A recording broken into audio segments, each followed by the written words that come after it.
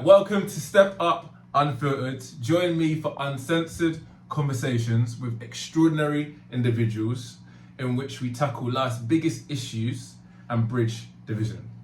Now, we are live on Luton Urban Radio the second and fourth Thursday of every month, but do not worry if you miss an episode because you can catch up on YouTube and Spotify the following Monday.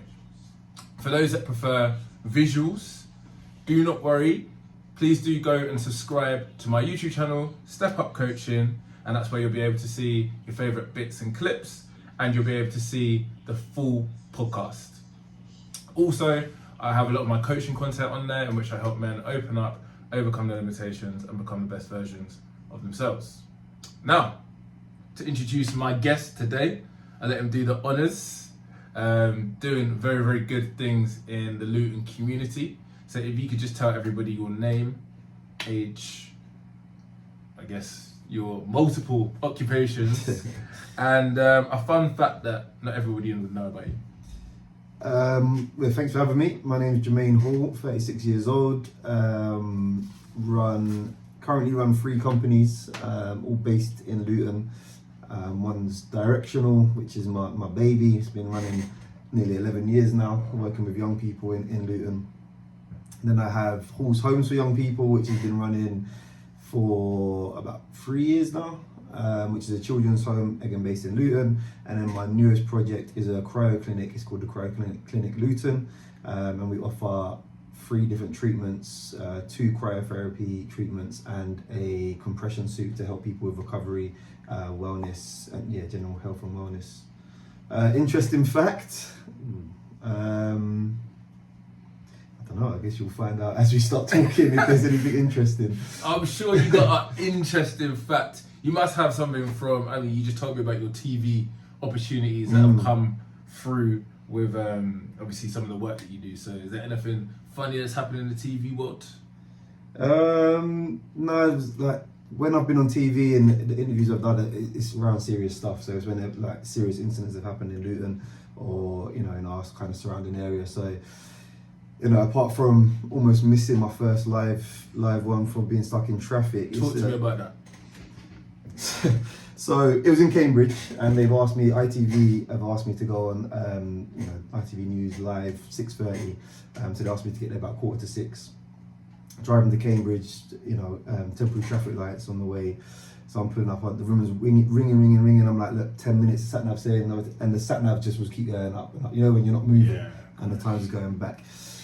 So anyway, I've pulled up and she's waiting at the door and she looks flustered. So I've got out of my car, and I don't get flustered. Anyone that knows me knows I don't stress. Yeah. I'm pretty chill, pretty laid back at all times. Like, I couldn't help it. It is what it is. Like, what can I do?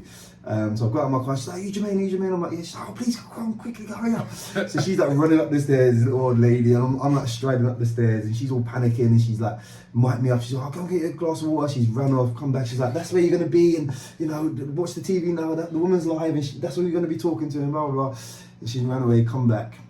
And like I say, she's micing me up, sorting me out, like, oh, we would prep you the questions, but we don't have time. You're literally going on in 3 minutes. And she's like, right, I'm really worried that you're not looking very worried. And I'm just like, what do you want me to do? I'm good. I'm here. I don't need prep. It's about my company. It's about what I know. So she's like, you walk in, there's a step. Be careful of the step. There'll be lights. And blah, blah, blah. I'm like, yep, cool. Literally walked in this room, loads of lights. Yeah. The woman's sitting there doing, live TV. And she kind of walked over to her desk, panned around, and just had a conversation. And I wasn't nervous at all. Like no nerves. When I spoke to people afterwards, so I hadn't even told anyone I was going. So people had seen it, and obviously my phone was blowing up when I was on my way back. And I was like, oh, weren't you nervous? And I was like, I didn't even think about it. Like, what was the worst that could happen? It's a huge opportunity though, going on, mainstream TV to promote your business as well. Yeah. After that, the opportunities that came were massive. Like, I went and met the Minister of Policing not long after that, and like he knew me by name. Wow. So we were in a room of like 200-300 people, and I met with him beforehand with a group of about 8 of us, and he knew me by name, which I was surprised at, and which was cool. And then when he named me 3 times by name in his speech, well, twice my actual name and then once Directional, like people were throwing funding at us. You know, there was a period of time where people were just like, we need you to do this, here's some funding, can you come and help these kids, do this, do that. And you know, we rode that way for a while. I stopped doing every time BBC or ITV call, I don't just go now, because I feel that they need to do more to support. But that first opportunity definitely helped. Yeah. That's amazing. So basically, because you got those opportunities, you kind of had that power to say no.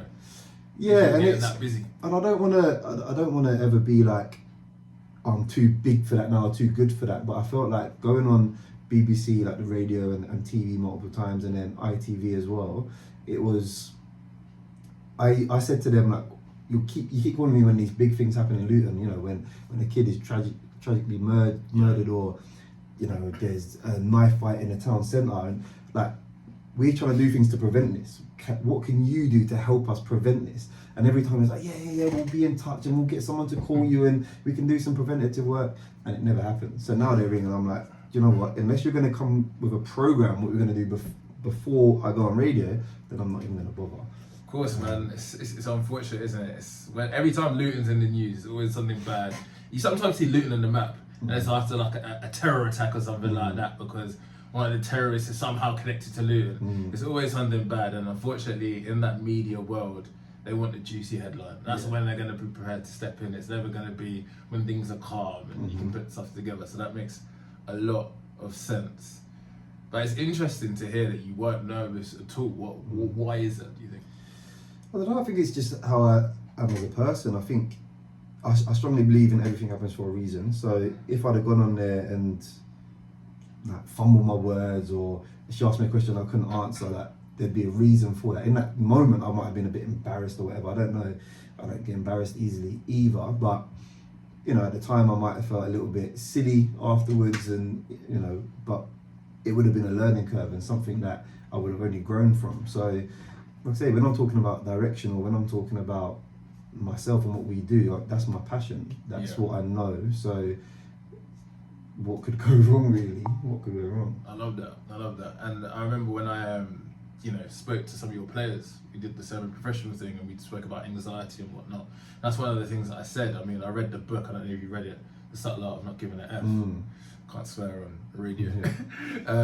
But that really opened my eyes to never be anxious about anything really again. Obviously, you're still going to get those nerves, but what's the worst that's going to go wrong? Is your missus going to leave you? Is your family going to disown you?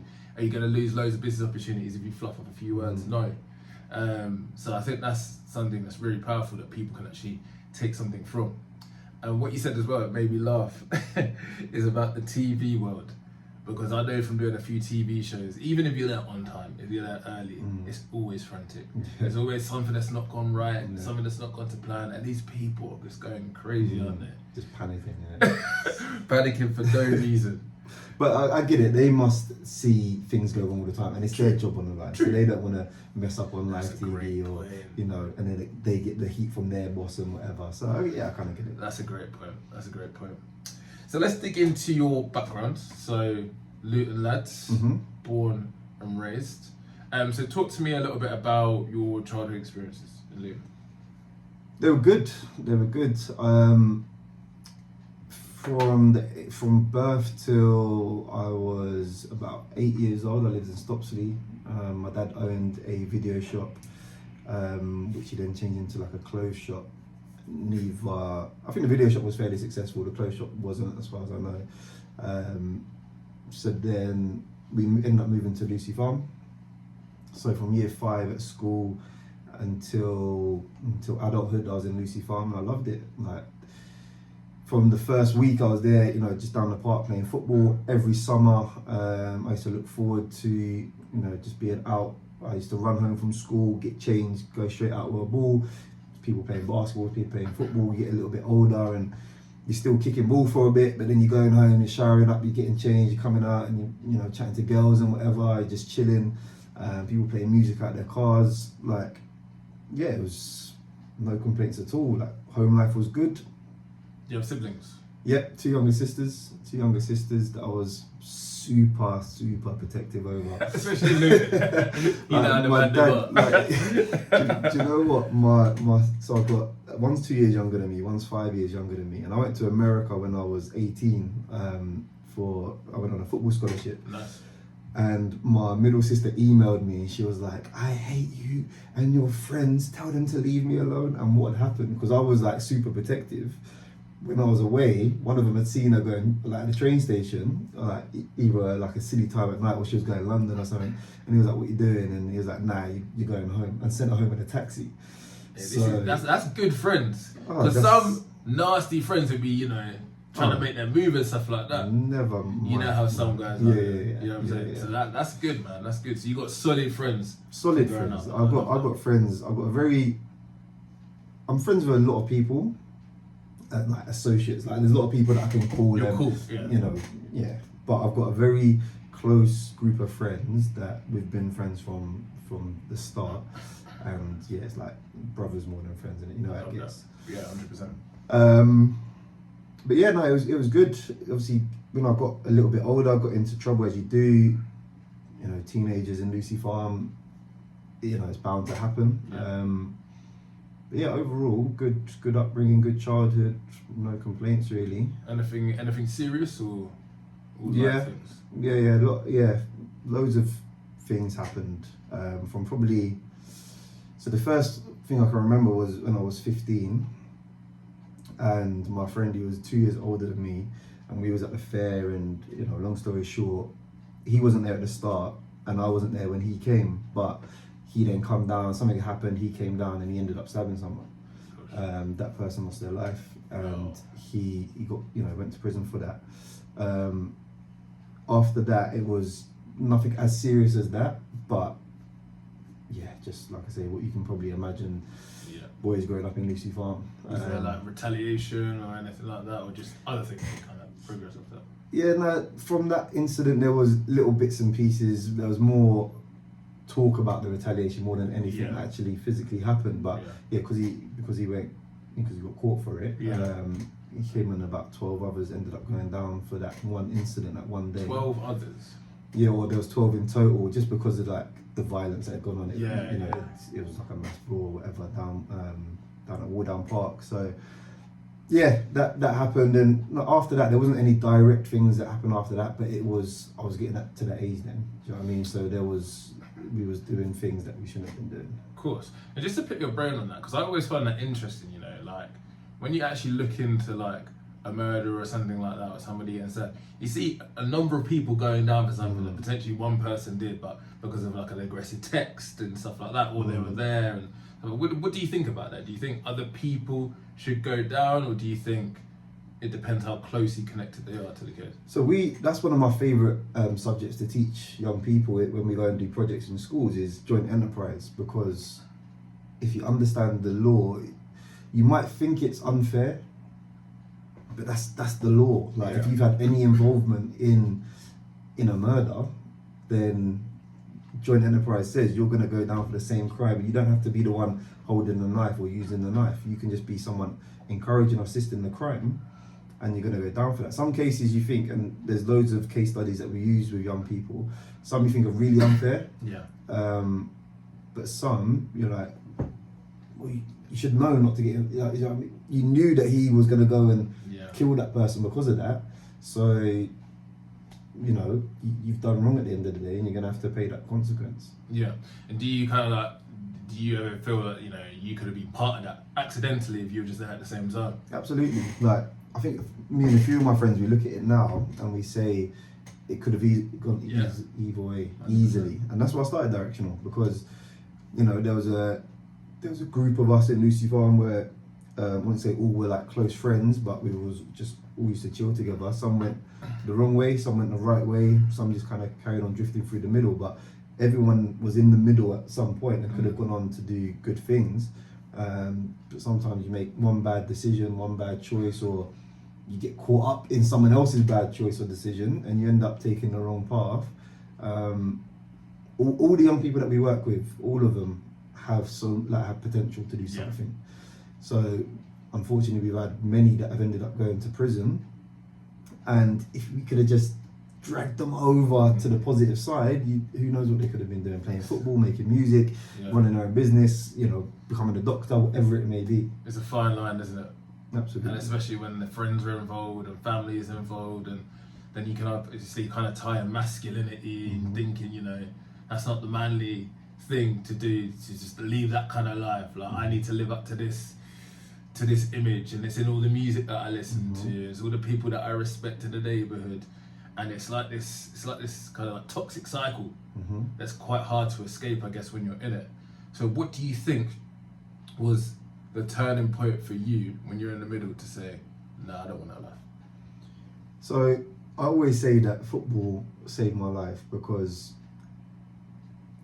it was more than a hobby. So I wanted to be a professional footballer when I was younger.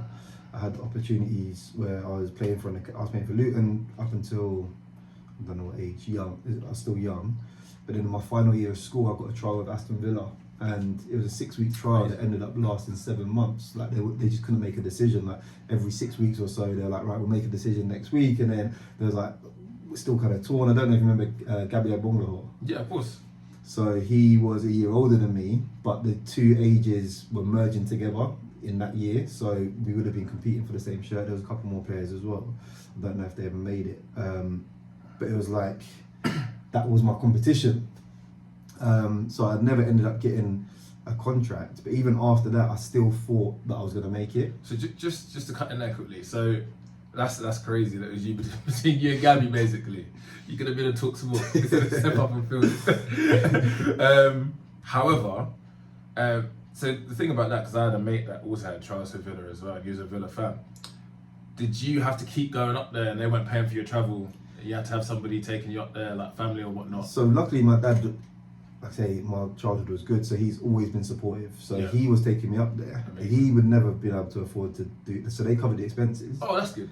Yeah. But they actually said, so when they made their decision, they was like, but because it is so tight, we would invite you back for the start of next season to continue training. My dad was like, I can't keep doing that. Like, of course. He was taking time off work, finishing work early, driving up to Birmingham 2 times a week during the week, and then at the weekend as well. Like, it's just not feasible. So they were paying expenses, but that was it, and it didn't happen. So my scout that sent me to Villa, then Derby wanted me after we played against them. So he tried to get me in Derby, it never happened. Luton wanted me back. I was traumatised from Luton, so I didn't want to go back there. So yeah, ended up not doing anything, going to college, and then, like I say, going to America for a scholarship. So dig into that more, because the traumatised part is slid in there. Maybe traumatised, that's a bit too much. That was kind of more tongue in cheek, but I hated my time at Luton. I hated it, and it changed me as a player, and I think it probably helped now, because now as a manager I can tell players that have been coached. Yeah. So I can tell players that have been at a club, or not even as a manager, even just as an older player in the last few years, you can tell if someone understands the game and stuff. So they probably taught me loads that I didn't even realise I was picking up, and I never would have picked up without them. But that kind of flary side, and I used to be someone that used to get the ball and run past people, and I ain't run past someone in about 20 years. Like, they just adjusted my game so much, where even when I came out of Luton and went back to my Sunday team, people were saying, on my local team, people were saying, oh, he's got worse since he went to Luton. And professional people and coaches probably didn't think that. They probably thought he's better, he knows when to pass the ball now. But people used to see me as getting the ball and run through people and score.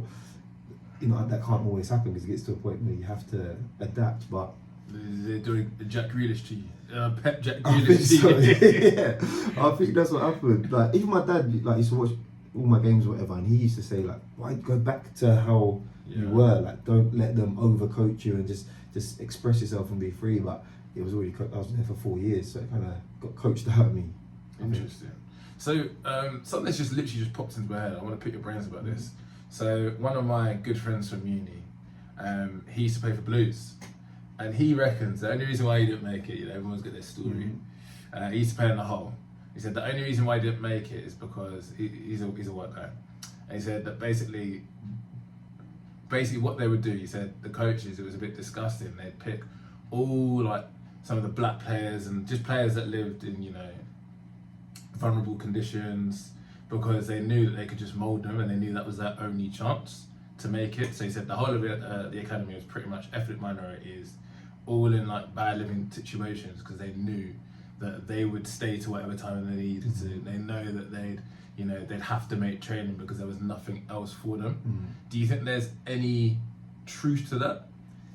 That's the first time I've ever heard that, and I'd like to speak to your friend before like disagreeing with him and saying that can't be true. I'd like to like understand his perspective more. Yeah. But I wouldn't have thought so. As someone that's worked in clubs, you know, they don't say. I've never heard anyone talk like that. Yeah. If they were saying it's a mentality thing and they feel like those young people were mentally stronger, then okay, that kind of makes sense. But I don't think they would discount someone's ability just because they came from a nice area or a nice family. Yeah, cool. Yeah, I mean, something that just popped into my head, because I remember saying it years ago, it just got me thinking. But no, I didn't make it to the academy level like yourself, just high league Luton, Max County, but nothing over that. So no, fair play to you. So yeah, talk to me about, before we go into directional, talk to me, we've got 4 minutes left to the break, about the move to the US. So I was at college, so I went Luton sixth form, and like I said, I was still kind of foot in, foot out of things I shouldn't be doing and doing the right things. When college was working at the same time as well, so I was still doing the right things. But I didn't want to go uni. Everyone was doing their, what do you call them, like their personal statements and their UCAS and whatever. And I just wasn't feeling uni at all. I didn't know what I wanted to do, but it weren't uni. And then someone rang me and said, "What are you doing next year?" I said, "I don't know." I said, "Do you fancy coming play football in America?" I was like, "Yeah, cool." And he was like, "Well, I can bring a coach over to meet you and he'll watch you and stuff." So I said, "Yeah, absolutely." Didn't really, I just heard football and that was it. So the coach came over. I talk about not being nervous. Well, it's not always been the case. I think I was nervous when he came and watched, and I was terrible. And the coach actually said to my dad, like, "I've come a long way, and this I was expecting a lot more from him." So my dad, like, "This isn't how he normally plays." So he came to watch me, and I didn't know he was coming to the next game, and I just played my normal self, and he gave me, you know, full scholarship. Offered. What team were you playing for?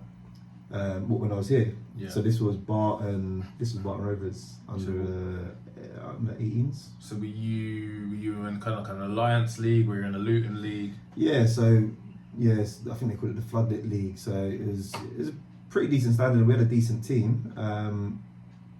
But yeah, just the normal semi-pro kind of youth groups. Yeah.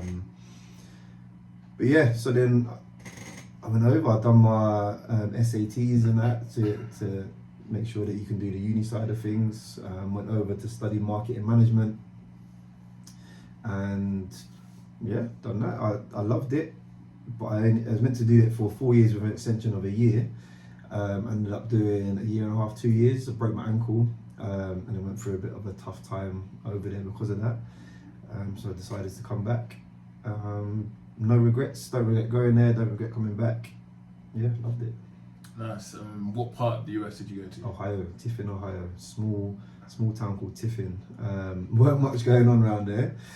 So there wasn't any crazy frat parties? Oh yeah, we had them, yeah. Okay. Just outside of that, it wasn't too much like that. Yeah, so yeah, the town in itself was fairly small, but there's big cities, Columbus and that nearby, so we used to venture out. I was 18, so I wasn't legally allowed to drink.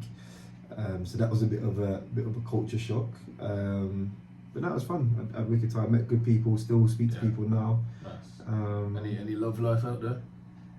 Nah, not serious. No, okay, a lot of fun then. Yeah, that's okay. That's what I do. That's what I do. You're English, innit? As soon as you speak, yeah, the accent does damage. How would you compare like American girls to UK girls?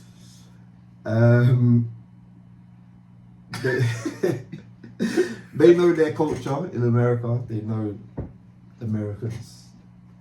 And that's it. It might be a bit different now. It's probably unfair now because of social media and they recognize a bit more. Times have changed. But back then, yeah, it was tough to have a conversation with some of them. But I'd say they're fun. They're a good time. They like to party. You like to party? I used to like to party, not anymore. I like to party. Still. Need to knock that on the head. For my next relationship, whenever that may be.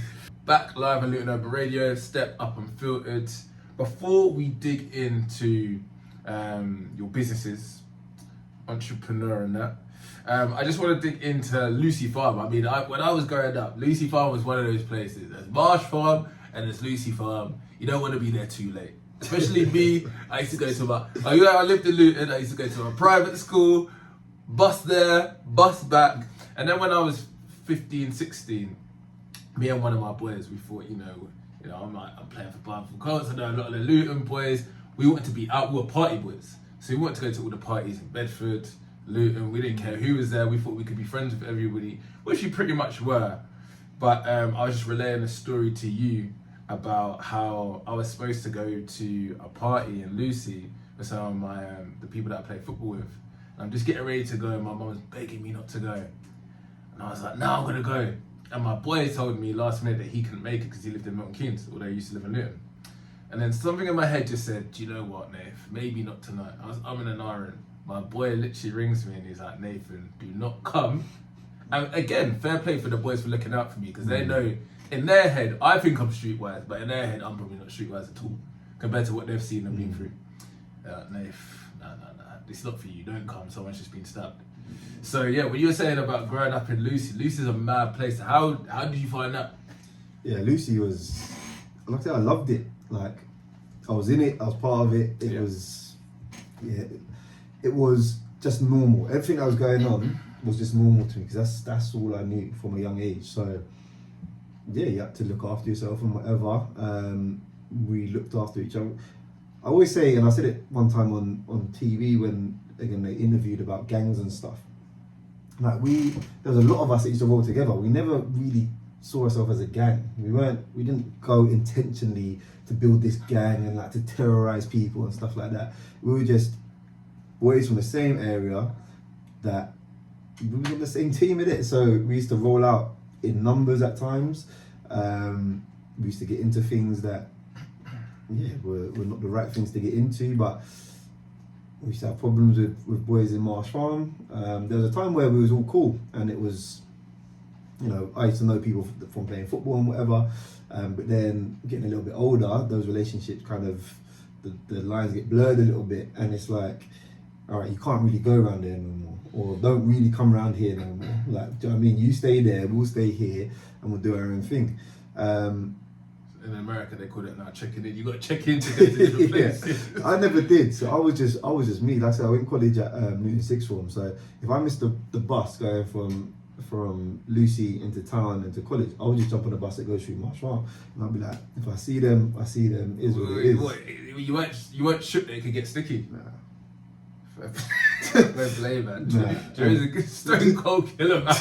Like, not at all. Nothing can ruin this guy's joke. Not at all. Not like. Now, did you not think there could be multiple people? Nah, I bucked up onto them like a few times, like once in town and other places and that, but like I say, I wasn't there. I wasn't going through there to like cause anyone any problems. Like nowadays, kids will go to different ends and they'll be posting on Snapchat. Oh, I'm in these ends, but I was just trying to go to college. Like, if you want to trouble me, then do what you're doing, and then if I got to come back later, then I'll come back later. Yeah. So yeah, I wasn't out there. I used to enjoy the beef a little bit. Okay. I can't lie. Yeah. No one was getting stabbed like these days, so it was more like just fist fighting and that. It's interesting though, because if you ask the older generation, they would say that about our kind of generation. I know you're a little bit older than me, but like they would say like our generation, it kind of become about knives and whatnot. So it's interesting to hear that from your side of things, it still haven't come into play. Yeah, see, there was still, like I say, when I was 15, my friend done what he done, but so there was still, knives were about, but it wasn't as common.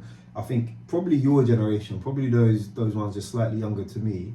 So when I was growing up with the youngers, they started to get a bit mad, and they started to, that's when I was coming out of it. Because I always, even though I was in it, like I said, I was still doing the right thing, so I never wanted to go to jail. I always knew I wasn't one of these that was like just reckless. I don't care, I'll go to jail, and I'm a bad boy. It wasn't that at all. It was like, of course I don't want to go to jail. I do this because it's fun. I ain't got nothing else to do. I'm just here and I'm involved, but I ain't trying to go to jail. I think the younger generation, they seem like reckless. Like I say, I was stepping away by that point, but they were like, yeah, just out there. And as soon as one serious thing happens, obviously it's back and forth, and then it's like no holds barred, isn't it? It's like these guys are now obsessed with clout, right? So it's anything to forget the repercussions. It's anything to get my name out there. You got people like TK in prison now, doing however many years as a teenager as well, because he's not only just gone and killed people, but he's rapped about it. King Von, if you watch the King Von discography, I can't remember what it's called, but it's all about his life. The guy may be the biggest serial killer in rap, and he got killed before he could even get seriously sent down for a lot of things. He's been to prison and whatnot, but the amount of people he's killed and rapped about it all throughout his songs, and they couldn't get anything on him. It was crazy. And you just think, yeah, these guys, it's mad, and that's why I think it's great that you're doing everything that you're doing. And you said, you know, that kind of life was what made you actually create Directional. So yeah, talk to me a little bit about that. And also, now as an older man, what's your thoughts looking back on that life? Looking back on it, like I say, it was fun. It was fun to me. I didn't do anything that changed anyone's life, or, you know, or didn't take any lives. I've done nothing to. I've done things that affected my family for that period of time, but not long term. But I look back on it and I think I didn't cross any lines too far. Obviously, it was breaking the law and stuff, but not to the extent where, you know, I think about every day and, you know, have regrets or whatever. But what I think about that is it's been able to put me in the place where I'm at now. It's been able to give me that experience and the kind of knowledge on certain things where I wouldn't be able to do what I do now without that. So some people do, and they have their own lived experience and life stories to be able to put them in that position. But for me, I think the kids, even now, when I don't tell them those stories, like rarely they go into things or whatever. But I think even just talking to them, they, you know, it's that weird thing, like they know that I've been involved in things and seen things or done things because just by the conversation. I don't say anything, I don't have to do anything. It's just in that conversation they see that understanding, I think. So I don't regret anything. Like I say, I think it was just normal at the time, and even that perspective, like understanding that it's not normal, but believing at the time that it was, helps me to engage with young people, because I know that all they're thinking is normal. There's nothing I can tell them to stop them doing what they're doing, because they just see it as normal. So you have to put actual physical things in place. How do you break that norm?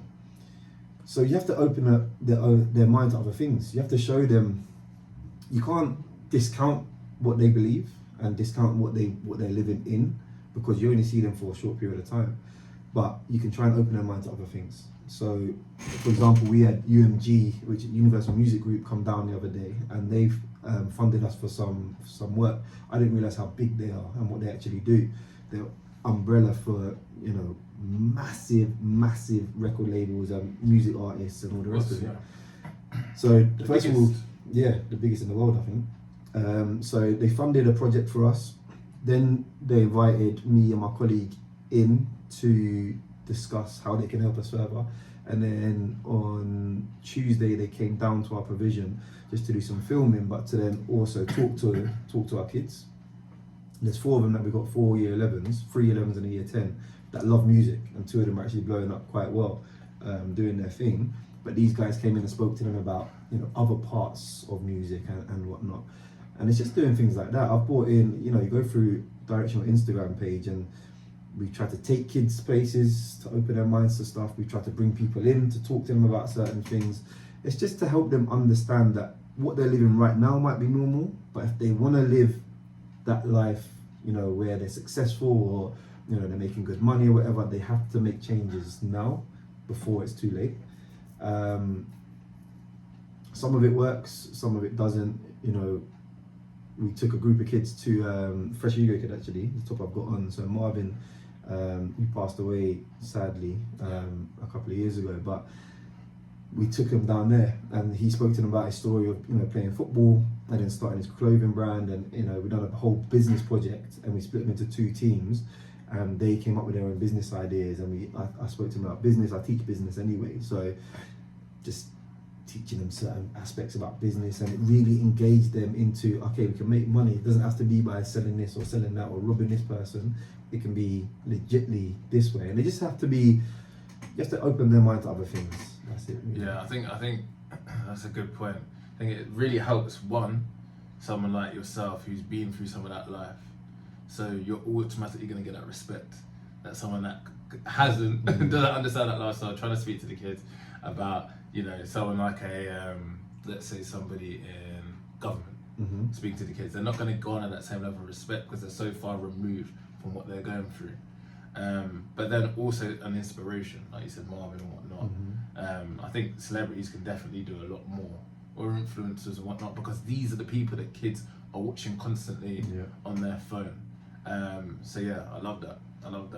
And also it's quite interesting what you said earlier as well about Lucy Farm. It's just the norm, and you didn't see yourself as a gang, and it's understanding that kind of ideology about why people get into that type of life.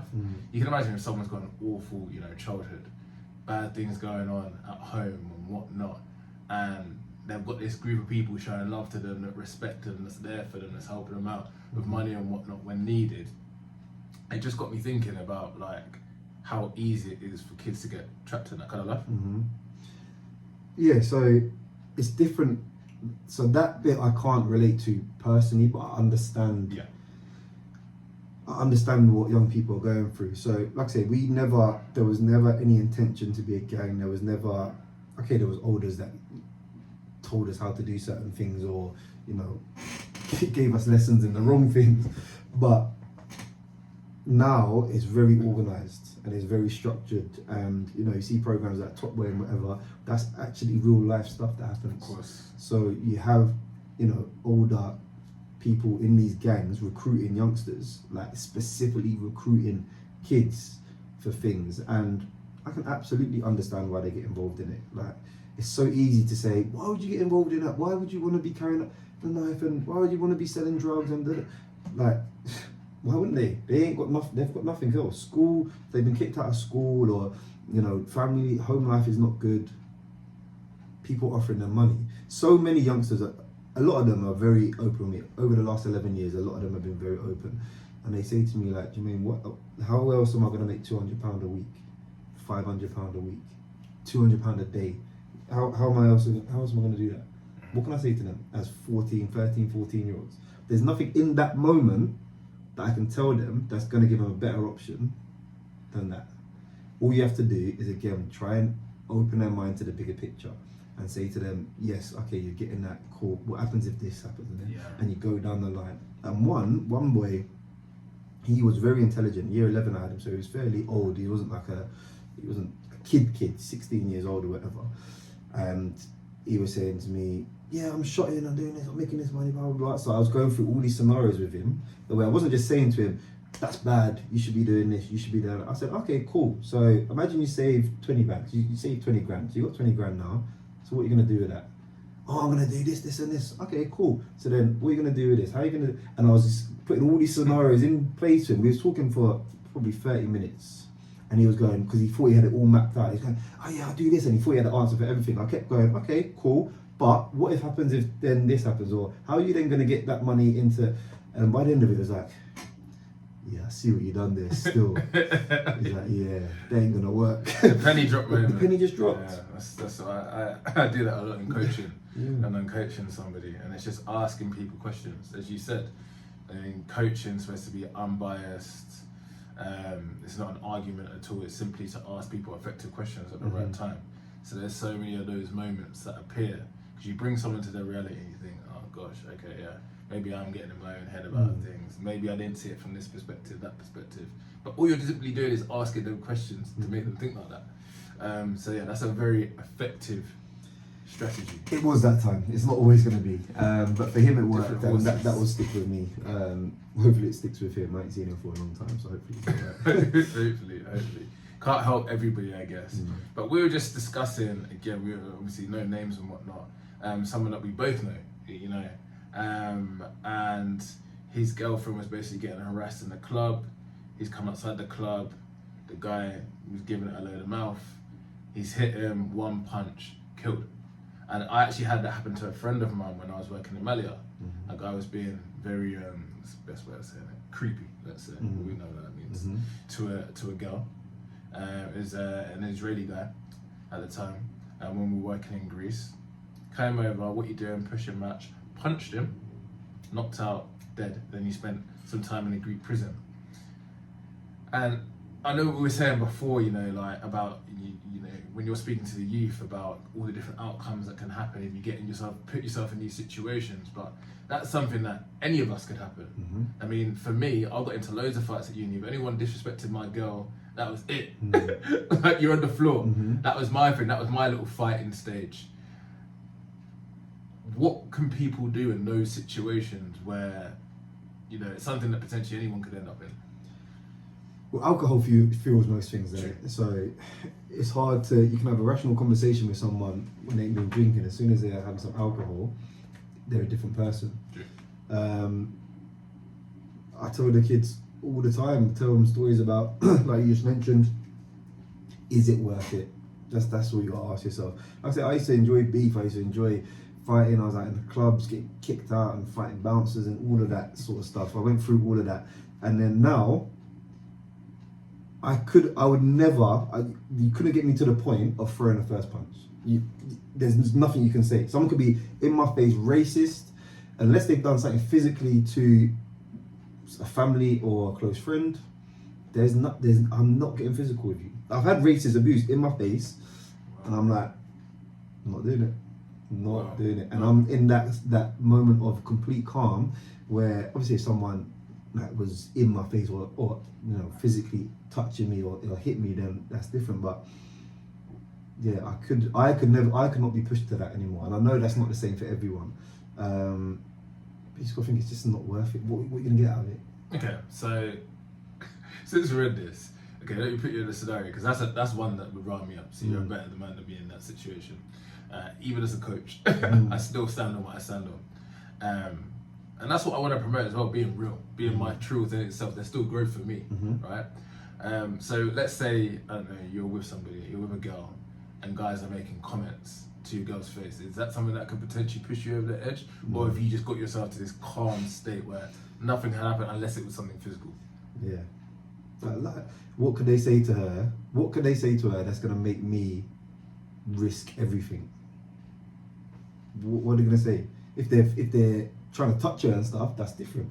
But if they're saying things to her, like what? There's nothing they can say that's gonna make me risk everything. They're looking, I'm trying to look up her skirt, like, stuff like that. Looking up her skirt, they're saying stuff. They're weirdos. Like that's if they're trying to move to her and that. Like, they're trying to move to her and she doesn't want it, but they're not being. They haven't done anything physical. Nah, like I wouldn't get. I don't know. I've not been in that situation. Fair enough. But I can't I'm see just trying myself. to see like. Like I can't see it because fair enough, man. We're risking everything, and like maybe before I would have done it for. It might have even just been out of ego, like what, no one can talk to my girl like that. Yeah. What? That's just pointless ego. What's gonna happen? Yeah, I'm gonna swing, and anything can happen to them. Yeah. I can get arrested. I can, go through all that again. Because I've been through all that, court and all of that, or I'm gonna swing. They're gonna be a UFC fight on the low and twist me up, and now I'm choked out on the floor. Or you put her in danger. It's a joke, but you don't know who you're talking to and messing around with, for starters. Because one of my friends who's an ex-Marine, ex-UFC fighter, done the whole cage fighting. He looks like he's nothing. Of course, he looks like plenty of people will try their luck with him. And within 3 seconds, they'll be sleeping, like, regardless. Do you know what I mean? My boy that was literally on the first episode of Step Up Unfiltered, he's a UFC fighter. And not that he's not a big guy, because he's a light heavyweight, but like he's the nicest, softest guy. Like he lets things go on a night out. Being out on a night out with him and people just being a bit annoying. Nothing too crazy. But he lets things go, he's so calm. But yeah, you're right. If you end up in that situation, you're finished, isn't it? It's just not worth it. It's never worth it. There's no outcome that makes it worth it for me. There's just not. I just, do you know what it is? Like, I always know with my boys and stuff, they can handle themselves. And like, you can say anything to me to disrespect me because I'm confident in myself, it's sweet. But I just don't like it when it's like a girl and they're saying stuff to the girl to get at you because they know it's going to rile you up. And I don't know what it is. It's when it's your girl, I don't know if it's like, maybe it's in my head, it's that protector role. Like, I just feel when it's my girl or my family, my mum or dad, more my mum, like, that's just not ever going to slide. I hear you. But you're right, it's never worth it. Unless it's something physical, realistically, it's never worth it. But there's some comments that I think could still run me up. And racism, that just ignites something in my belly, man. Studying bloody civil rights and whatnot, and what things used to be like people using that kind of terminology, and knowing what that meant, you know, being what, like, under a third of a human, like that, I don't know, it takes me to somewhere. No, that takes me places as well, and it makes me like when there's incident, and this is, I went to Liverpool Man City game, which was what, 3 weeks ago, something like that, and there was racism there, yeah, and on a train, and this guy was older guy, and he was half cut, could have easily slumped him quite comfortably, and everyone on the train would have cheered. But what's the point? Like, but it does rile me up, because then afterwards I have to take a moment. I'm not just complete zen. Like, I have to take a moment to compose myself and just remind myself why I'm not gonna do this. Yeah. And then afterwards, like, you think about it. Like, think about it for days after. Like, why are people still like this? And you know, but what can you do? Like, there's always gonna be racism. He wasn't like in my face with it, and it wasn't just to me. There was 2 maybe South Korean guys there, and he was like taking pictures of them blatantly, like phone in the face, like laughing at them every time they spoke. He weren't doing it to me, but you could tell he's just racist. So he started with me because you weren't getting no reaction from me. He tried to go on to them. So what was he saying? So it was just silly things. So I'm a Liverpool fan. Me and my boy both went to Liverpool. I was in Liverpool, and we got on the train. Dodgy support. I can't even talk about football. Oh yeah, last. That was beautiful. That actually I watched that game yesterday. That nearly pushed me to violence. Hey, man, I had the popcorn yesterday as United fan. Oh, United, you can't even talk. 4-2, man, 4-2. Oh, man. But anyway. But he was a City fan. He got on the train. I had a Liverpool hat on, so you could tell I was a Liverpool supporter. He sat down. He's like, "Can I sit here with you guys?" And we was like, "Yeah, cool, no worries." And we were talking. My friend's white, and he's like, "Oh, so," and he obviously heard us talking, didn't have a Scouse accent, so he's like, "Where are you guys from?" I was like, he's like talking to me. I said, "Luton." He's like, "So why are you up the game? Why did you support Liverpool?" I'm like, "What?" And he's like, a Liverpool fan. He's a Man City fan. Oh, he's a Man City fan. I guess. And he was like, "Why are you up here? Why did you support Liverpool? Why don't you support your own team?"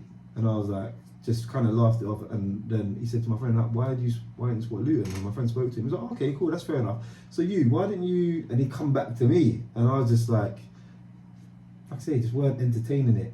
And just, he didn't say nothing like I say direct. It was just all this indirect stuff. And then he moved on to these South Korean guys, and yeah, just. And then maybe an overtly. yeah. Then he was like, because he could see they weren't going to do or say anything. But to be fair, a white lady started getting onto him. Yeah, times have changed in that sense. All white people are starting to get the picture. And I think, you know, that's partly due to the whole George Floyd thing. Everybody's seeing how prevalent it is, you know, actually in their face, on video. And then you speak to your black friends or your black boyfriend, whatever it is, and you understand what they've been through, and you understand how prevalent it still is today. I was actually going to ask you, I was going to say that for later, but I might as well ask you now, if you'd actually experienced any like racism on the pitch. No, not on the pitch. Not on the pitch. No, I can't think of any kind of racist incident ever on a football pitch, you know. Let me ask you a quick question. We've got 3 minutes after the break, but what was do you have any thoughts on what, you know, in the England flag? You know, the St. George's flag got saying kind of like the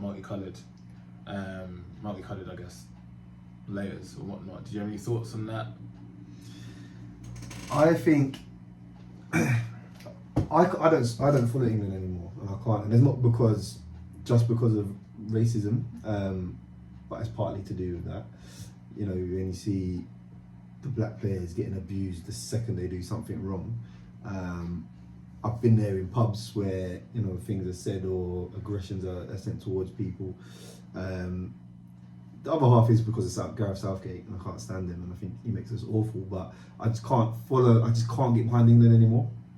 And when you know, not the history of the country, because this country's done good for me and my family. Yeah. But I remember watching the France game. Was it the World Cup? Yeah. England played France, and England scored. Everyone's cheering. Everyone's like, "Why aren't you cheering?" I was like, "I don't want England to win." And they said, "Why?" And I said what I said, and then they was like, "Oh, but you want France to win? France are just as much oppressors as England are." I said, "I don't want France to win either. If they can both lose, I would take that." But they can't. But yeah, I don't know. That it's a lot of gestures, isn't it? Like there's a lot of gestures with in football. It should bring us together. It should bring everyone together, the country together.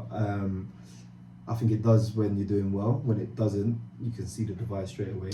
So, were your thoughts that you think it was something that was good, or do you think it's something that should have been kept to the St George's red flag? It's a tough one. It's a tough one. Cool. Interesting take.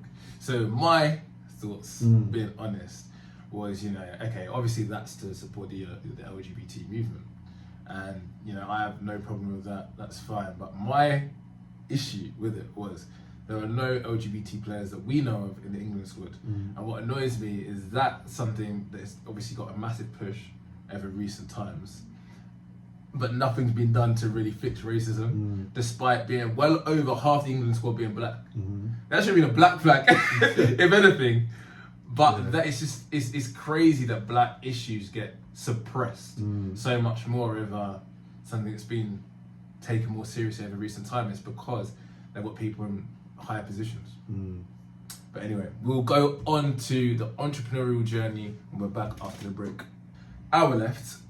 Talk to me about your entrepreneurial journey. So obviously you mentioned earlier that the reason why you started was, you know, wanting to make that right path in life. So why directional? I was actually working in accountants at the time. I was training to be an accountant. The football dream was done. I was training to be an accountant. So I was working I had a job in Picton's in Luton, and I moved to a company in Hemel Hempstead, and I worked there for about 2 years. And it was working with dealing with small company accounts. So they would have maybe 4 or 5 employees or whatever. And I looked after about 200, me and my manager looked after about 200 companies between us. And yeah, I just was finding more and more about the financial and the admin side of a small business. And I always liked the idea of running my own business from young. You know, I was the one that we used to sell CDs at school, you know, burn CDs off. You might be a bit young to remember CDs, innit? I remember that. Kids these days don't even know what a CD is. But yeah, burn them off, burn track lists and that, and sell them in school, and, you know, sell sweets out your bag. I was that guy. I was that guy. For a little bit, I got a bit bored of it. I wanted to kick ball at lunchtime. But yeah, so as I was coming toward, I didn't think I was coming towards the end, but as it was coming towards the end, I had the logo for directional. One of my sister's friends actually that worked for Microsoft, he was like a graphic designer. I just sent some ideas to him, and he whipped it up for me. And I was like, how am I ever gonna do this while I'm working? It's just not possible. So I was looking at after school stuff to do, and I didn't really know what to do. It was actually meant to be which was not more relative to me, but definitely relative to me, where it was going to be a company where if young people got released from academies in football, getting them back into academies, so directing them back into academies. And then I went and met with my friend's dad, who's multi-millionaire. Went to his house, yard out towards Dunstable Downs, and told him the business idea, and he's like, I don't get it. He's like, I don't see how this works.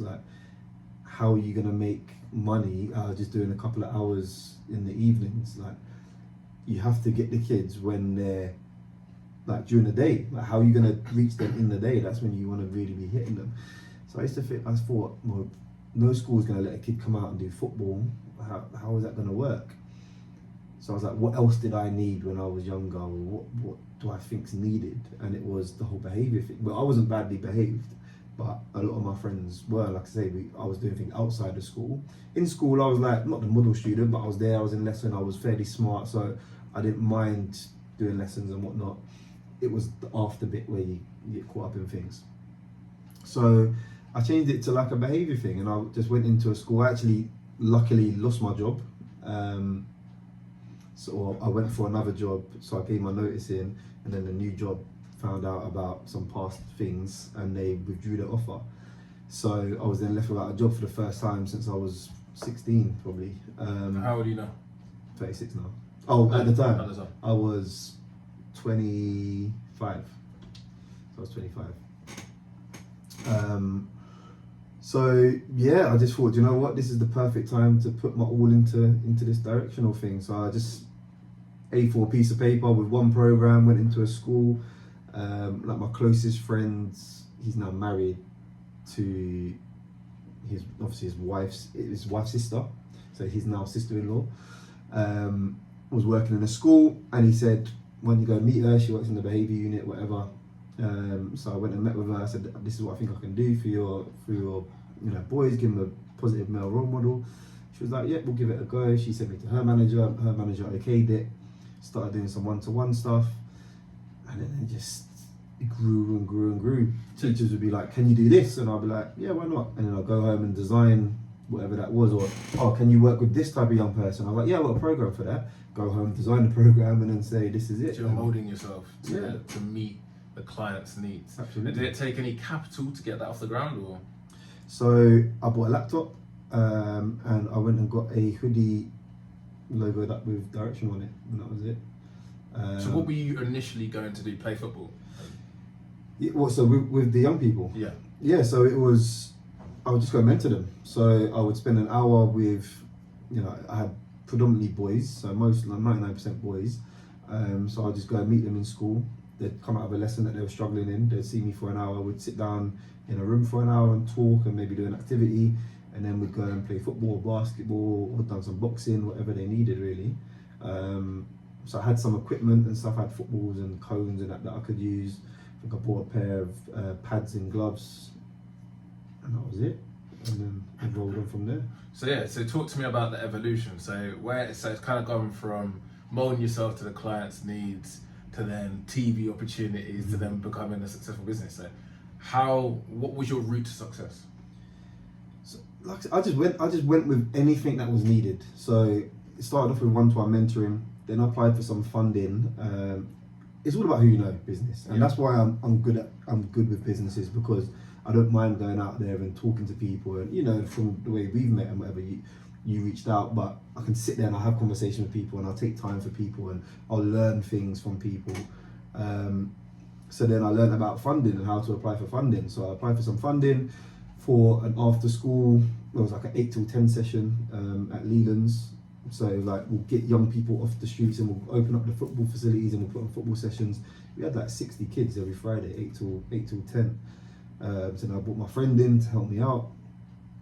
And then someone will say, "Oh, it'd be good to do group work. So you're working with this one student, but could you work with 5 of them or 6 of them?" I'm like, "Yeah, of course I can." So I went away, put a program together. What am I going to teach these 6 together? And like, what more can I do than just a one-to-one stuff? And then partnered with Luton Town, and we done some projects with Luton Town, and then it just kept rolling really. 2019 opened, October 2019 opened our first provision at Barton Rovers Football Club. That was because one of the guys in the council that used to deal with behaviour, he was trying to push me for probably 18 months. Like I was going into all the provisions and working them, and he could see the impact I was having on the students. He was like, "You should open your own provision," and I wasn't ready. I just weren't ready for it. October 2019, I just went with it. It sounds weird, but it's actually lucky COVID hit. Not lucky, but when COVID hit in early 2020, we had a few kids in that time, but it actually gave me space to grow and take time to really think about what we're going to deliver and how we're actually really going to help these kids. So that was a good year or so, or whatever it was. It's hard when you're in the cycle of life to really reflect and map what's going to be Absolutely. best. Sometimes you just need to hit pause, regroup, and then you'll be more of a success anyway. Absolutely. And like I say, it was tough because I went from running projects for maybe 2 hours per group to then you've got these kids in for 5 hours a day, and you know you got to feed them, you got to everything comes into it. So that gave us some time or me time to get my head around things. But then coming out the other side of COVID, it blew up, and yeah, the school see the need for us. Right. So we opened another provision in Luton, Buzzard, which was more for younger students, so primary school really. So year 4 was our youngest. Let me just butt in. So when did you start employing staff? Was this before you had the provision? Yeah. Or? Yeah, so a good friend of mine came on board, and he was doing like working in a warehouse at the time. So he would just come and fill in, like if I needed 2 of us to go to a school to run a project, he would just do those 2 hours. Then he would, like if I had a project that come up at the same time, he would go and run one, I'd go and run the other. So he was just coming on board doing a few hours. Then he was my first employee that came on full time. So I was able to employ him full time probably about two years before the provision, so about 2017. Then got some funding from the lottery, which enabled me to employ someone else full time. So that was a 3-year funding pot. So the first year was 1 full-time person, second year was 1 full-time, 1 part-time, third year was 2 full-time. And then yeah, we made the provision. It was like, okay, I need staff, so I employed my sister. She was the first one that came on. She was like good at safeguarding and stuff. She taught mental health lessons and things like that. Then it was just, yeah, people just kept coming on board. More things were needed. So now we've got like an outreach team of 3 who still go into the schools and run projects. Then we've got another 12 that work across the 3 provisions. So where did that, I guess, growth of knowledge come from? Doing your own thing and kind of learning on the job, I guess, and developing programs as and when needed to then, you know, getting, this is knowledge that people are going to want to know, you know, how to get funding, how to manage different people. I guess you're maybe even paying wages and salaries at this point. How did all of that knowledge just like I say, I was lucky. transpire? So paying salaries and stuff was all through my account experience. Sure. So that helped a lot. Have you ever read a book called Who Not How? No. I have to read that book, and I recommend that for anyone that is trying to do anything in business. And I've read it quite recently, but I feel I always knew the concept of it before. Don't know where I picked it up from, but I always thought, if I can't do something, that's absolutely no problem. It's not a problem. I'll just find out who can. Yeah. Because someone can do it. Yeah. Absolutely. And so my accountant still today is like my friend's wife. So I've known her for many years. So I trust her 100% with all the accounts. With the funding, like I say, I was decent in school. So writing a funding application didn't scare me. Where some people it does. They're like, how can I write a funding application? So I used to pick bits from everywhere and put loads of facts and figures in there on why this is needed, because I believed in it myself. So it was just putting that onto paper. But again, just kind of tapping into people that know what they're doing. So speaking to someone says, oh yeah, we got funding from Children in Need. Okay, great. How did you do that? What do they ask for? And yeah, it's just research. I think anything's out there on the internet at the moment. So you can just go onto Children in Need, find out, for example, and there's loads of funds that you can use. But Children in Need, what do they fund? How does that match with what I'm doing? How do I convince them that this is a project they should fund? But what would you say, what advice could you give to people? You know, I work in the coaching industry at the moment. I have my full-time job, but you know, sometimes it's hard to get clients. Some people are struggling to get any interest at all. What would you say to those people that, you know, feel that they've got the qualifications? A lot of people sometimes overtrain, they just need to go out there and just do it. What advice would you give to them to go out there and get clients? Every field's different. Yeah. So every field is different. So even us with the clinic now, like some days it's really busy, some days it's quiet, and it's like how do we tap into, because there's loads of people that need it, but how do we get out there and reach them? I think everything is in people's faces these days with social media. It's easy to reach people, but it's not easy to engage with them. So they might see it, but whether they stop and actually pay attention to it in their, they're busy flicking through 100 different apps. But just keep doing what works, and it will come good. As long as you believe in what you do and other people need your service, then it will work. And how do you split your time across the 3 businesses? I don't know, 3 businesses and management and social life. It's like, I don't know, it's not an equal split. Most days I'm at directional. I think every single day, apart from probably a Saturday, I do something for directional or something to do with directional, even if it's just a few emails on a Sunday afternoon. The clinic is new, so that gets a lot of attention as well. So a lot of evenings go to the clinic and cover shifts, because we didn't want to. So me and my business partner, we employed someone full time, and then someone that works for me at directional has been doing evening shifts, and then between me, him, and his wife, we cover the rest of it, which we think we need to until we get regular income, and we know get our money back basically.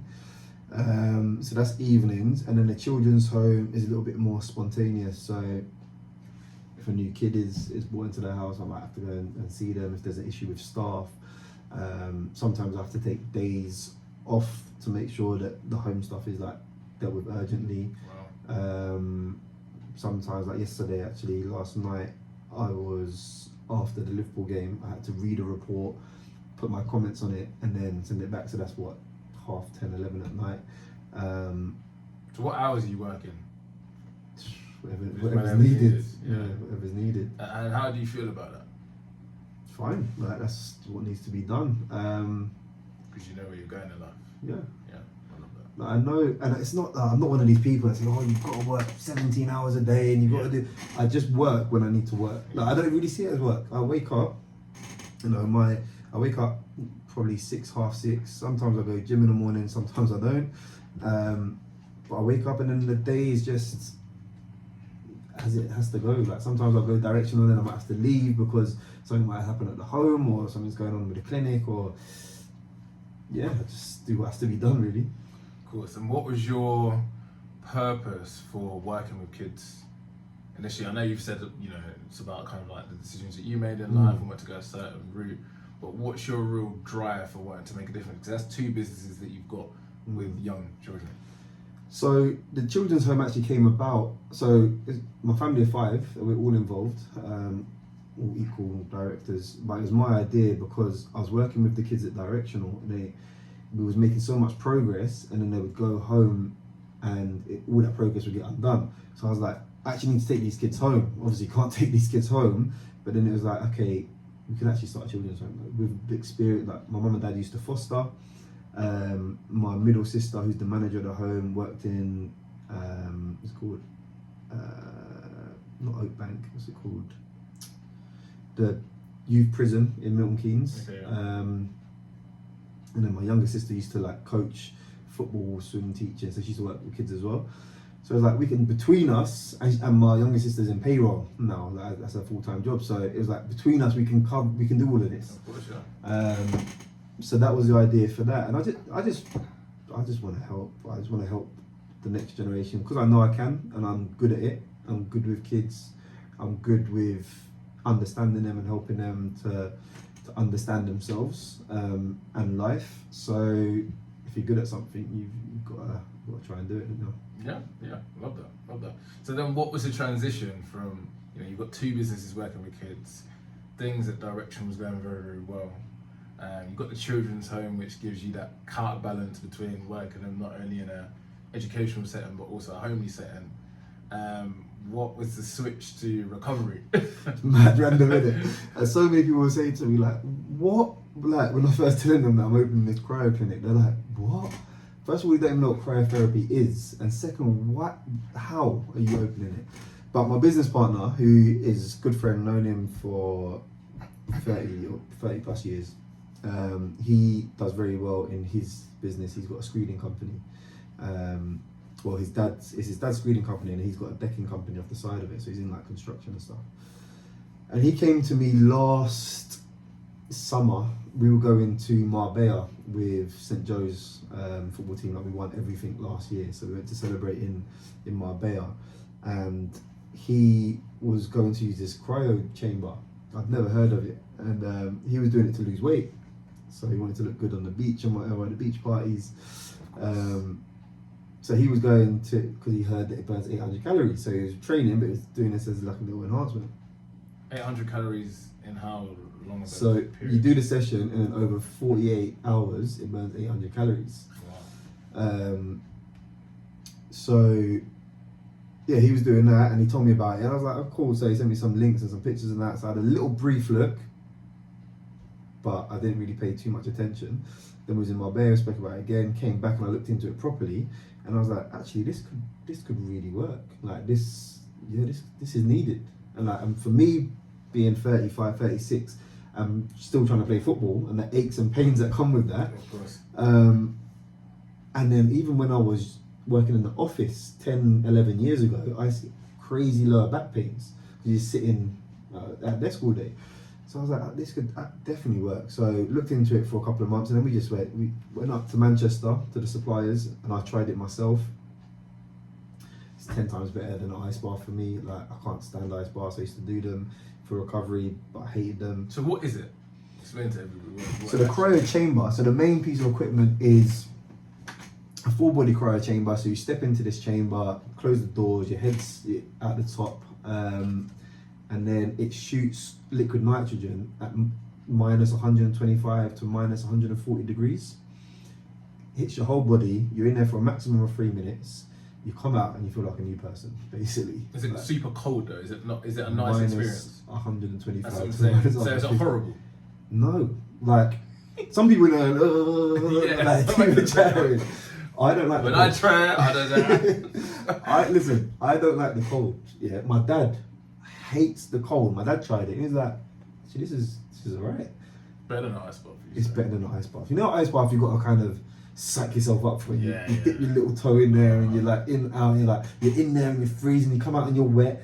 Here, you open the doors. You're cold and you got goosebumps and you see a little bit of frost on your hairs and that.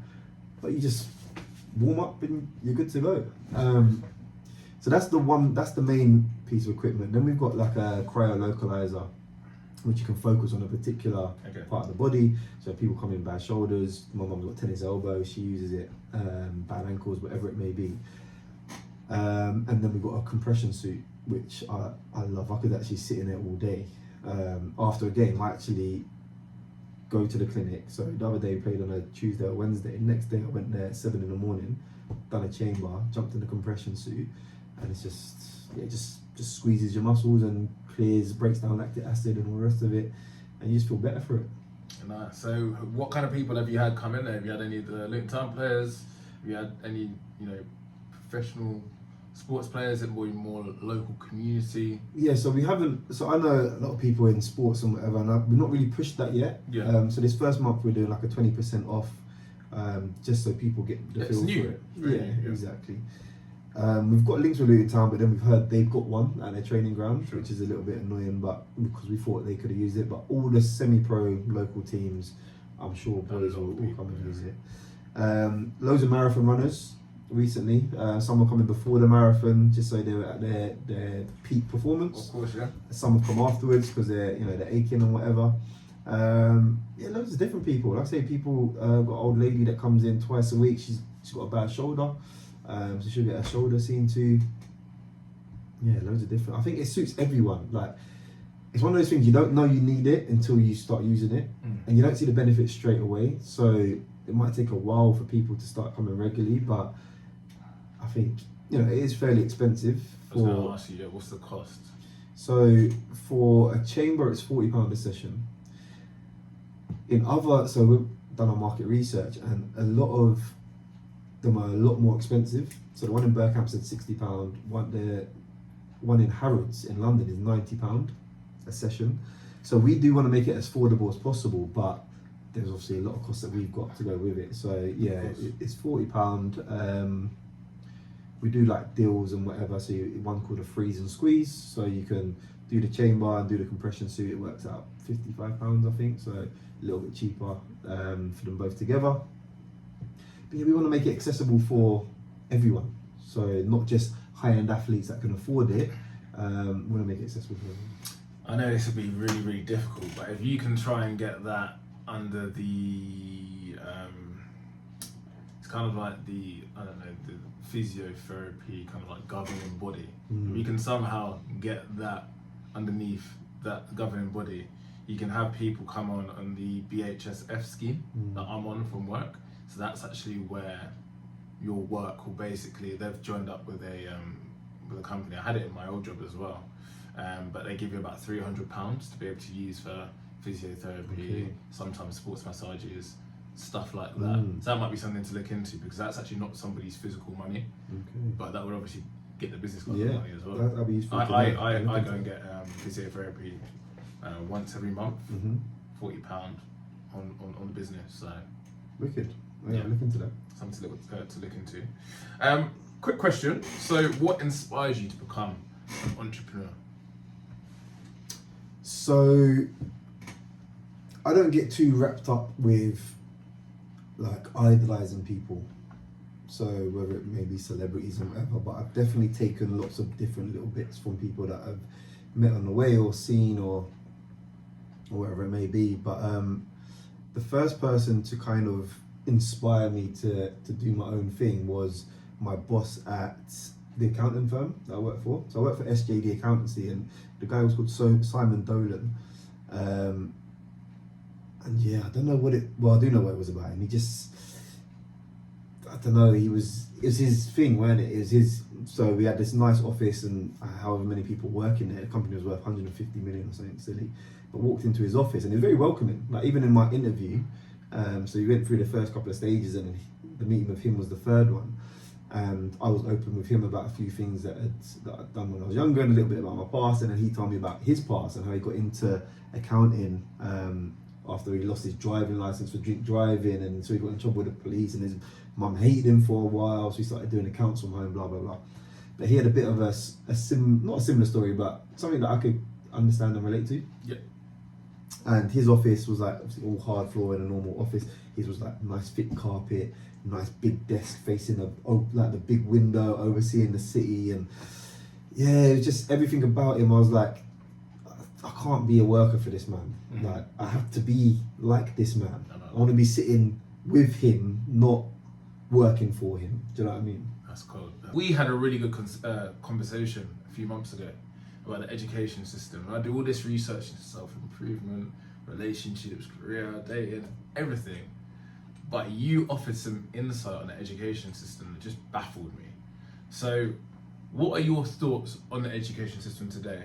And in what ways do you think it has or hasn't changed since we were children? So I think it's broken for a lot of young people. So I think it doesn't work for a lot of young people. I don't think it's changed much at all. I feel there is teachers out there, some really, really good teachers that try to be innovative. They try to bring the best out of all young people. There are some schools that do put things in place to try and help all young people and be as inclusive as possible. But I think the overall system does not work for, I wouldn't say the majority of young people now, but it might feel like the majority to me because I work with the ones it doesn't work for. But it doesn't work for a lot of young people. And the more I think about it, over the last several years, the more I thought about it and the more I think about it still now today, the more it doesn't make sense to me. In what sense?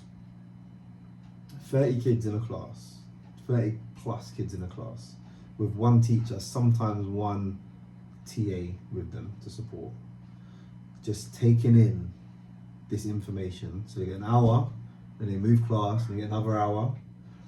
For 5 hours a day, just taking in information that they have to remember for these exams that happen at the end of their school life. To me, that just it doesn't make sense anymore.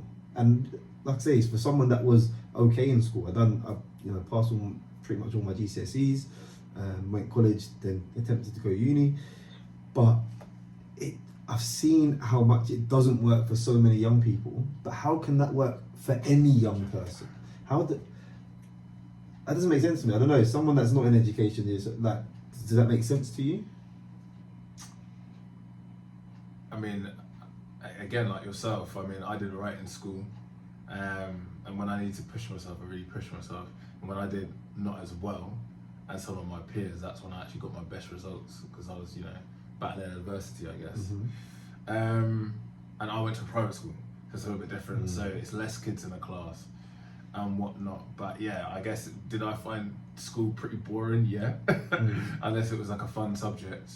So yeah, I see what you mean. One thing that I found really interesting, I'm going to answer your question, but you actually said that school hadn't changed from when we were kids, and that's what I think is crazy, because to answer your question, I guess it is an issue because the world has changed rapidly. You've got now tech companies. I remember when I was first, going for jobs and whatnot, it had to be a suit. Your top button needs to be done up. I always struggle because I'm a gym guy, so if I buy a shirt that's too big, it's going to be way too big on the neck, and then it's going to be tight. So that was always a struggle, and then I get hot and flustered in interviews. Whereas now, like, everything's a lot more relaxed, everything's a lot more chill. But then with obviously the rapid rise of technology, social media, but then the school system's literally not changing. It's still stagnant.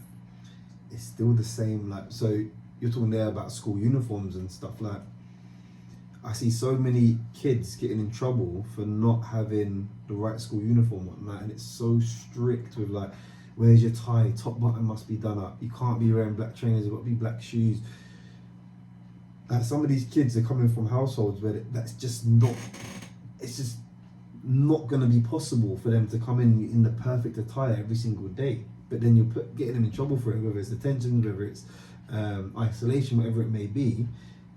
So they're being punished for these things. Where does it really matter in the world that we live in today? Like you say, like, how many? There is still obviously a lot of jobs where you have to go in a shirt and tie and that, but there's also a lot that you don't. No. So why not have a little bit more flexibility in schools? So then when the young people, like, we're going to need them in the world, the ones that are going to have to wear the shirts and ties in those type of jobs, but when they get to a certain age, then they can learn how to dress that way or do what they need to do to be acceptable in that workplace. But most are not like that anymore. So it's quite interesting because when you do kind of like an inclusion and diversity day at work and whatnot, you learn about the difference between being or having equality and being equitable. So equality is treating everybody the same, which people may think that they want, but that's not always going to work when people come from different backgrounds.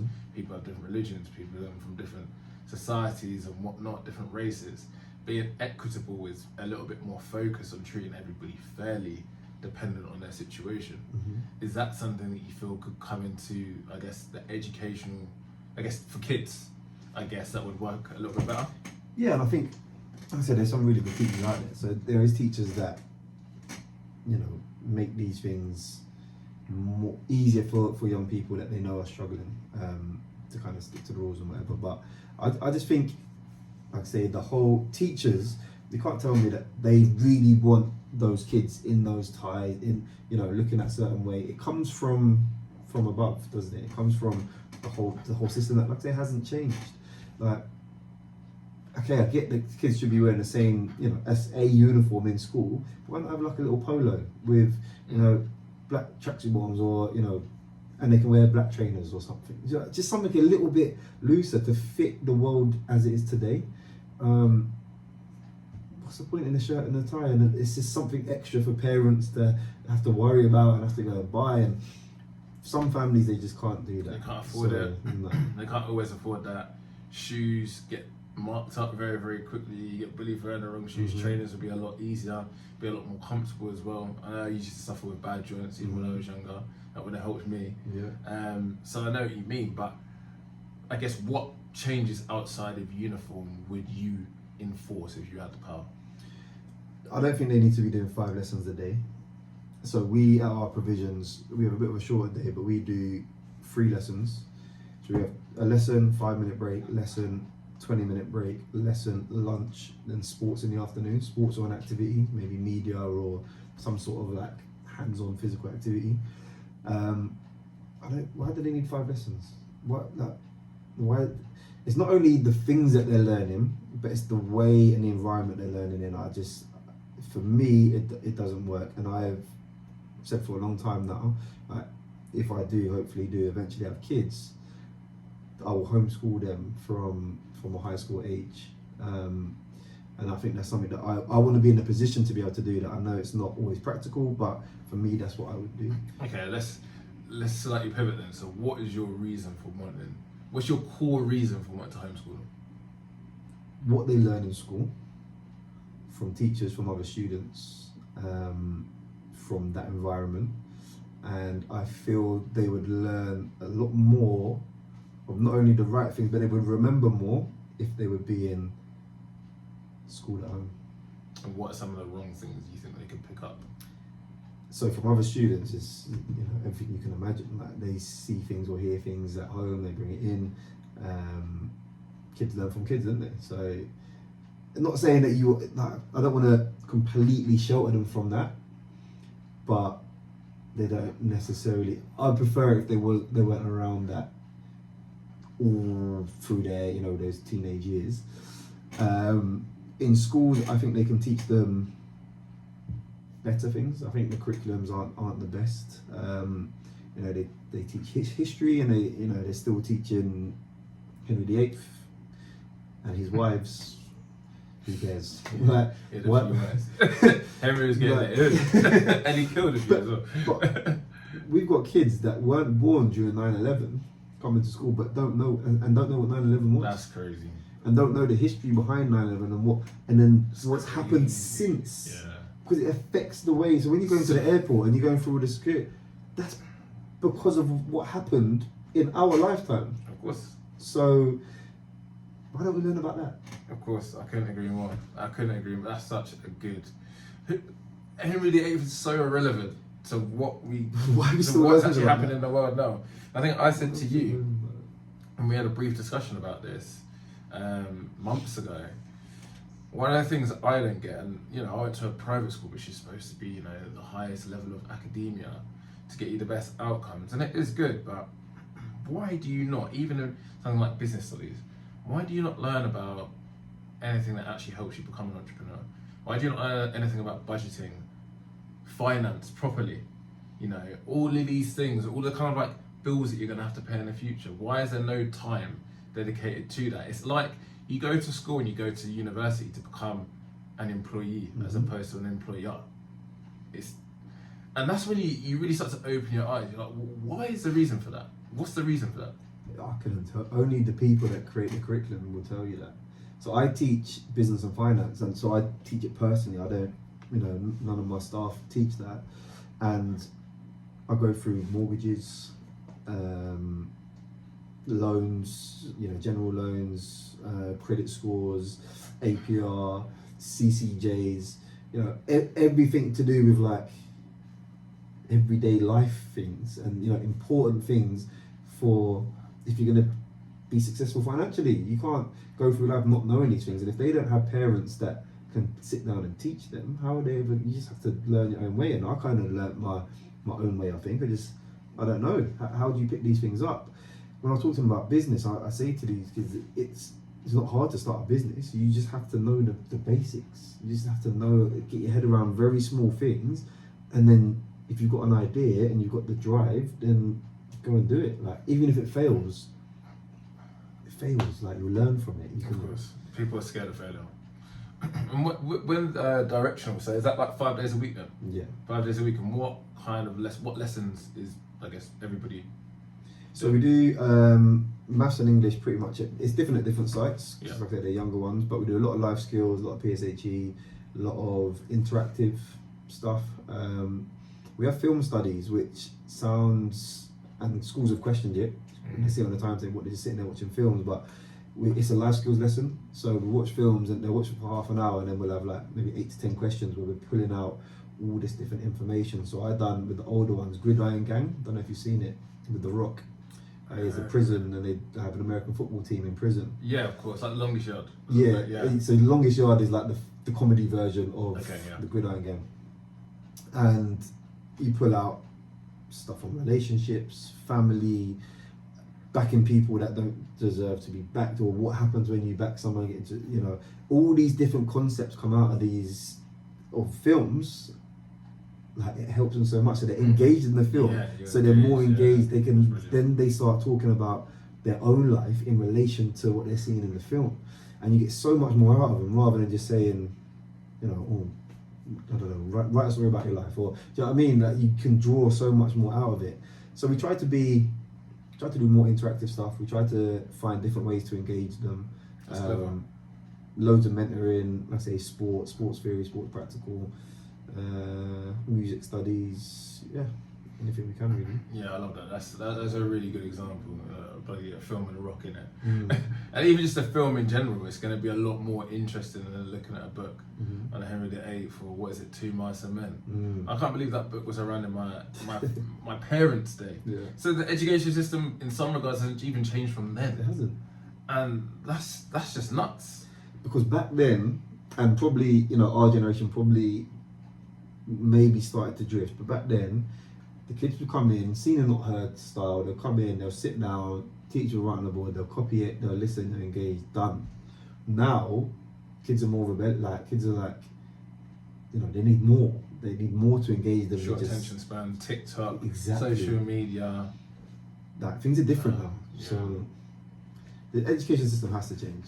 I don't know if it ever will. Like I say, some teachers, and it's not a dig on teachers individually, it's a dig on the entire system, because I know teachers are constrained to what they can do and what they can't do. Nice. So I guess you've talked about engagement and whatnot, but what other type of reforms do you think could be, I guess, inbuilt in the system today to get, I guess, kids better results? I think you have to, and it's hard because, you know, schools have got 1,800 students, whatever, but I think if teachers got to know, if the teachers had time to get to know students on an individual basis, they'd be able to offer them more of what's going to be, what they're going to do well in, what they're going to thrive in, and figure out ways and techniques. Because we're lucky, and it's easy for me to talk. Like I say, schools have got to deal with, you know, 1,800 kids. We have maximum of 16 a day at our biggest site. Okay. At our other sites, we have 8 a day. You know, 8 kids with 4 members of staff, so we have time to get to know them on an individual basis, and then we can tailor days or tailor lessons to suit their needs. But if that could happen, like I say, you don't need 30 kids in a class. If you had 15 kids in a class with 2 teachers, they could actually then get to know the young people. So when they come in late, or when they come in and they're aggressive, or they can actually find out what's wrong rather than just kicking them out and letting them walk the corridors. They can actually take time to know a little bit about their background and I had one case study, and I use him all the time, and he ended up being heavily involved in gangs. But if you took his story all the way back, this was when he was like year 10, 11, like heavily involved, doing the most. Take it back to when he was in year 7, and he was a good kid. And his single parent household, he started becoming being late to school. So he started, every time he was late, why are you late again? Detention, after school detention. Then he started going, well, I'm not going to detentions because it ain't my fault why I'm late. But no one ever asked him why he's late. Ain't my fault, I'm not doing detention. Detention goes to suspension. Suspension goes to alternative provision. Alternative provision goes to meeting these other people or these other boys that are doing bad stuff. And then, you know, it just spirals. The reason he'd go back why he was late, because his mum had a new job and she had to leave early in the morning, so he had to take he had to take his little sister the opposite direction to school, and then go back past his house to his own school. Of course he's going to be late. But if someone took time to just find out why, but he was scared to say anything because he thought his mum was going to get in trouble. But if there was just a little bit of support for him, or a little bit of flexibility, all right, you've missed tutor. All right, you've missed 20 minutes of one lesson. Yeah. Like, at least the kid's still coming. He could have easily walked past his house and gone in the door and gone back to bed. That's a great point. Like, he's coming to school. He's not doing it purposely to defy your rules. But how about we have a little bit of flexibility with it? We have kids, and we don't pick kids up anymore because we had to stop that. But we had kids that would go and they'd miss their taxi to come out to us, and then their mum would ring and say, "Oh, I've just had so and so on the phone, and they woke up late. They was up all night. I knew he was gonna, when I left for work, I knew he was gonna miss the taxi because he was up playing that computer till 3 in the morning." We don't say it's his own fault. He shouldn't be playing computer till 3 in the morning. We understand that young people's minds don't shut down at 10, 11 o'clock like ours do. And sometimes that's all they do. Or, they've got this addiction which they can't break. So we'd go and pick them up. Whether it's 11 o'clock, half 11, go pick them up, bring them in, and then at least they get half a day. Can't punish them for things sometimes in their control, but most of the time out of their control. Yeah, so you're empathetic to the situation. Absolutely. And if you say you have to be, and I don't blame teachers because they don't have time. You've got 30 kids in a class. If you've got one that's not coming in on time or being disruptive, you've got to think of the other 29. But who then? I know they've got pastoral teams and that now that look after the one or the two that are misbehaving, but do they really have time? Because they've got loads of paperwork to do and they're chasing this and that. They need someone to, because look, we get the worst kids in the school come out to us. These kids that the schools can't manage, they can't manage a mainstream. Teachers will come visit, they're like, "Oh my God, how have you got him sitting down in that lesson? How is he doing that?" We're like, he's an angel. We don't see what you see because it's a completely different environment. Take your time. So it's environment more than anything. Absolutely. That's so interesting. When it comes to, I guess, the kids that you take on, so are you selective? Is there a cost? Yeah, so schools or councils have to pay for it, so they pay a day rate. We're not selected, no. So you have to go through a whole process where they send a referral form. You have to do like a slight matching thing to see if there's any conflicts with anyone else in the group. But we will trial any young person. So some of them have mental health issues, some of them have learning disabilities. But we'll try them and we'll help them to try. Some of them, it doesn't work for all of them, so some of them don't engage. But I would say 95% engage and do well. So, I don't know if you've got any stats on this, but what is the outcomes of the kids that you take on? Yeah, I wouldn't know top of my head. Yeah. But some of them go, so we support them into college. So we've got quite a large group of year 11s at the moment. So we'll go through CV writing, college applications. We'll take them to open days if they can't get there themselves. We had one student that left last year, year 11, and he was with us since he was year 8. And when he got sent to us, it was like literally just get him through without going to prison, pretty much. And it was like, yeah, we got him into college, and he went to college, got his functional skills, maths and English, went to college. Some of them will transition back into school, so they can cope in mainstream. They just need maybe a little respite, so we'll transition them back in. Some of them are with us long term. It depends, and like I say, we just tailor each thing for all of them. Nice. And do you have any thoughts on the education system at this moment in time becoming extremely liberal compared to like conservative and very, very kind of, I guess, open to accept whatever?